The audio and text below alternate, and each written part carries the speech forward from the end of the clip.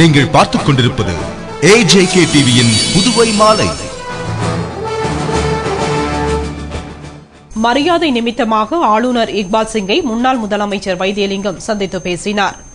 முன்னாள் முதலமைச்சர் வைத்தியலிங்கம் சென்ற வாரம் ஆளுநர் இக்பால் சிங்கை ராஜ்நிவாசில் சந்தித்து பேசினார். அப்பொழுது அவர் அரசியல் தொடர்பாக சில முக்கிய காரணங்களுக்காக சந்தித்ததாக கூறப்படுகிறது. இந்நிலையில் மீண்டும் அவர் ஆளுநரை சந்தித்து பேசினார். ஆளுநருடன் உரையாடிவிட்டு திரும்பிய முன்னாள் முதல்வரிடம் இதுபற்றி பத்திரிகையாளர்கள் கேட்டதற்கு ஆளுநர் எனது நீண்டகால நண்பர், எனவே மரியாதை நிமித்தமாக சந்தித்தேன் என்று கூறினார்.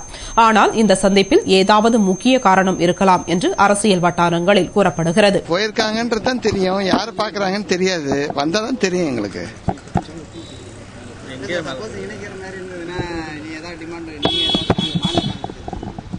அவர் என்ன சொல்ல போறாருன்னு தெரியலையே தலைவர. இப்ப போய் என்னத்த சொல்ல முடியும்? நம்ம போய் முதல்ல அவங்க என்ன பேசுறாங்கன்னு வெளியில வரட்டும். அம்மா கேட்கும் போது தானே நம்ம சொல்லணும். வரட்டுமே, என்னதான் வருதுன்னு தெரிஞ்சுக்கலாமே. நம்ம ஏன் அவசரப்படுவான்னு சும்மாதான் பார்க்க வந்த தலைவர, ஒன்றும் விசேஷம் இல்லை. சும்மா அவரை இது எனக்கு நீண்ட கால நண்பர் கவர்னர் கேஷுவலா தான் பார்ப்போம். இதெல்லாம் ஒன்றும் பொலிட்டிக்கல் ரீசன்ஸ் எதுவும் இல்லை. இந்த மீட்டிங்கை பொறுத்தவரை பொலிட்டிக்கல் ரீசன்ஸ் எதுவும் இல்லை.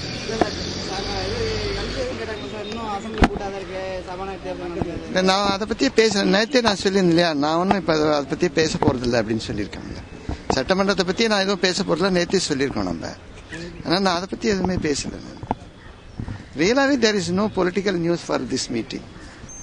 பணி நீக்கம் செய்யப்பட்ட பாசிக் ஊழியர்கள் மீண்டும் பணியில் அமர்த்த கோரி பாசிக் தலைமை அலுவலகம் முன்பு ஆர்ப்பாட்டத்தில் ஈடுபட்டனர். புதுவை பாசிக் நிறுவனத்தில் கடந்த ஆண்டு டிசம்பரில் 939 பேர் வவுச்சர் ஊழியர்களாக நியமனம் செய்யப்பட்டனர். அவர்கள் திடீரென கடந்த மே 1ஆம் தேதி பணியில் இருந்து நீக்கப்பட்டனர். பணியில் மீண்டும் சேர்க்க வலியுறுத்தி அவர்கள் பல கட்ட போராட்டங்களை செய்தனர். ஆனால் உரிய பலன் கிடைக்காததால் மீண்டும் தட்டாஞ்சாவடியில் உள்ள தலைமை அலுவலகம் முன்பு ஆர்ப்பாட்டத்தில் ஈடுபட்டனர்.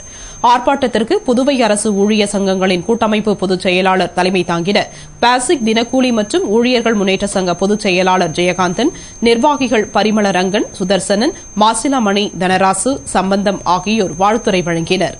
இதில் திரளான பாசிக் ஊழியர்கள் கலந்து கொண்டு கோரிக்கையினை வலியுறுத்தி ஆர்ப்பாட்டம் செய்தனர்.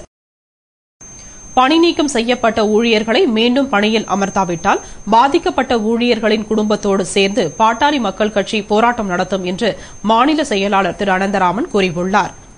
இது தொடர்பாக அவர் கூறுகையில், புதுவை மாநிலத்தில் புதிதாக பொறுப்பேற்றுள்ள என்ஆர் காங்கிரஸ் கட்சி மக்களுக்கு நல்ல பணிகளையும் புதிய திட்டங்களையும் செய்யும் என்றுதான் அக்கட்சியை ஆட்சி பீடத்தில் அமர வைத்துள்ளனர்.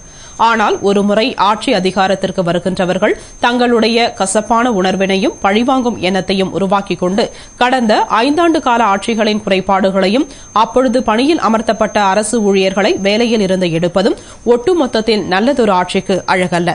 புதிதாக பொறுப்பேற்றுள்ள அரசு முழுமையாக செயல்படுவதற்கு முன்பே பொதுப்பணித்துறை, சுகாதாரத்துறை, கால்நடைத்துறை, பாசிக் நிறுவனம், பாப்ஸ்கோ நிறுவனம் மற்றும் அரசுத்துறை நிறுவனங்களில் முந்தைய ஆட்சியாளர்கள் அமர்த்தப்பட்ட ஏழை எளிய இளைஞர்களை பணி நீக்கம் செய்திருப்பது மிகுந்த வேதனை அளிக்கிறது. எனவே இம்மாதிரியான செயல்களை அரசு கைவிட்டுவிட்டு உடனடியாக பணி நீக்கம் செய்யப்பட்டவர்களை மீண்டும் பணியில் அமர்த்த வேண்டும். இல்லையென்றால் பாதிக்கப்பட்ட ஊழியர்கள் மற்றும் அவர்களது குடும்பத்தாரோடு பாட்டாளி மக்கள் கட்சி போராட்டம் நடத்தும் என்று பாமக மாநில செயலாளர் திரு அனந்தராமன் கூறினார்.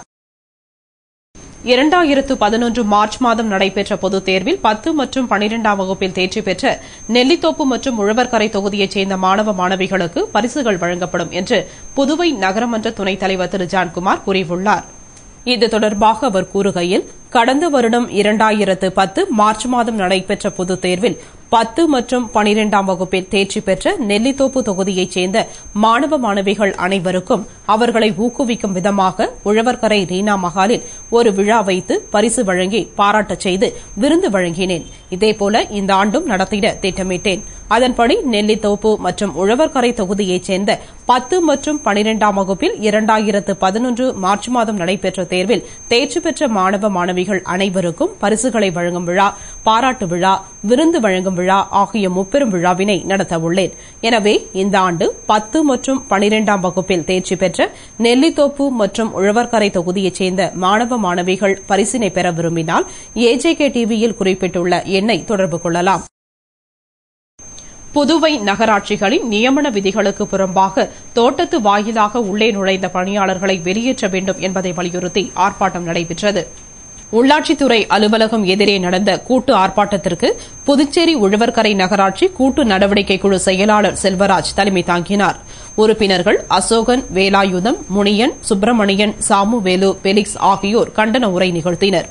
ஆர்ப்பாட்டத்தில் புதுவை அரசு வருவாய்த்துறையில் இருந்து வந்துள்ள வருவாய் அதிகாரியின் தவறான நடவடிக்கைகளை கண்டித்தும் அவரை மாற்றக் கோரியும் தோட்டத்து வழியாக நியமன விதிமுறைகளை மீறி உள்ளே நுழைக்கப்பட்டுள்ள அனைத்து வருவாய்த்துறை அதிகாரிகள் அனைவரையும் உடனடியாக வெளியேற்றக் கோரியும் கோஷங்கள் போடப்பட்டன.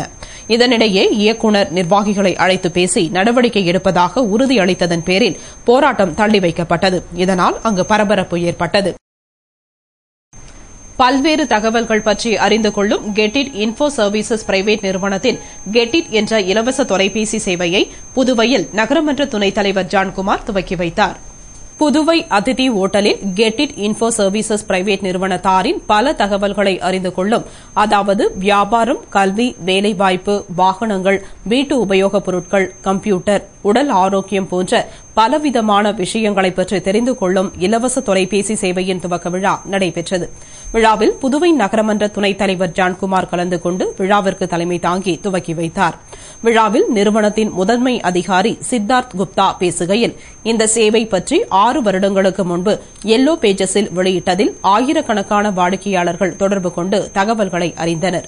தற்பொழுது கடலூர், சிதம்பரம், காரைக்கால், விழுப்புரம், பண்ருட்டி உள்ளிட்ட இடங்களிலிருந்து லட்சக்கணக்கான நுகர்வோர்கள் தொடர்பு கொண்டு பயனடைந்துள்ளனர் என்றும், இந்த சேவையின் மூலம் தகவல்களை தெரிந்து கொள்ள விரும்புவோர் இந்தியாவிற்குள் எங்கிருந்தாலும் பெரிய மாநிலமாக இருந்தால் 4444 4444 என்ற எண்ணிலும், சிறிய மாநிலமாக இருந்தால் 4444 4444 என்ற தொலைபேசி எண்ணில் தொடர்பு கொண்டு இலவச சேவையை பெறலாம் என்றும், மேலும் இணையதளத்தில் www.freeads.in மற்றும் www.getit.in என்ற முகவரியிலும் தொடர்பு கொண்டு தகவல் அறியலாம் என்று கூறினார்.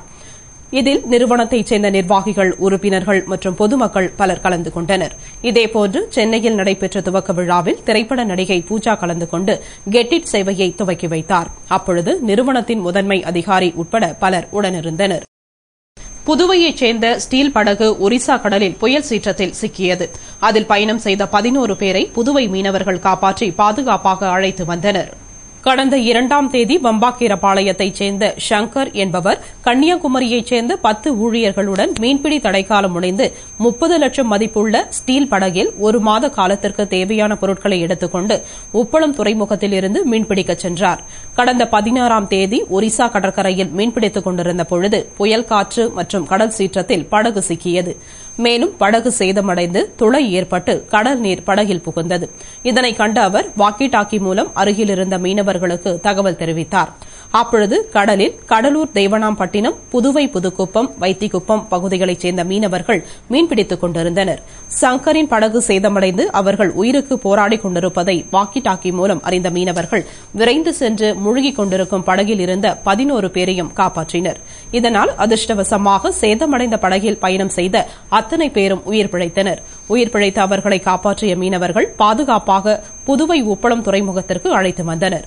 புத்துயிர் பெற்று திரும்பி வந்த அவர்கள் தங்கள் இருப்பிடத்திற்கு பாதுகாப்பாக வந்ததை எண்ணியும் தம் உற்றார் உறவினர்களை கண்டதை எண்ணியும் மகிழ்ந்தனர். மேலும் இது தொடர்பாக முதல்வர் மற்றும் அதிகாரிகளுக்கு மனு அளிக்க உள்ளதாக கூறினர். பாண்டிச்சேரியில சங்கரண்ணா கூப்பிட்டாங்க போட்டுக்கு. நாங்க போட்டு தொழில் பார்க்கறதுக்காக இங்க வந்தோம். வந்து தொழில் போன இடத்துல இப்படி ஆயிப்போச்சு. அப்புறம் புயல் அதிகமாக அடிச்சது, எங்களால் சமாளிக்க முடியல. நாங்கள் முயற்சி பண்ணோம், எவ்வளோ தூரம் முடியுமோ அவ்வளோ தூரம் முயற்சி பண்ணோம், எங்களால் சமாளிக்க முடியல. அப்புறம் எல்லாருமே தண்ணியில் பாஞ்சிட்டோம். அப்புறம் பக்கத்தில் இருந்த போட்டுக்கு எல்லாம் இன்ஃபார்ம் பண்ணிட்டு நாங்கள் தண்ணியில் பாஞ்சிட்டோம். அப்புறம் பக்கத்தில் இருந்த போட்டெல்லாம் வந்து எங்களை எடுத்தாங்க. எப்படியும் எல்லாம் போட்டு 45 நாள் தடைக்காலம் முடிஞ்சு எல்லாம் அனுப்புவாங்க. அந்த அடிப்படையில் நாங்களாம் 45 நாள் தடைக்காலம் முடிஞ்சு போச்சுன்னு சொல்லிட்டு நாங்களும் தொழிலுக்கு அனுப்பணும்.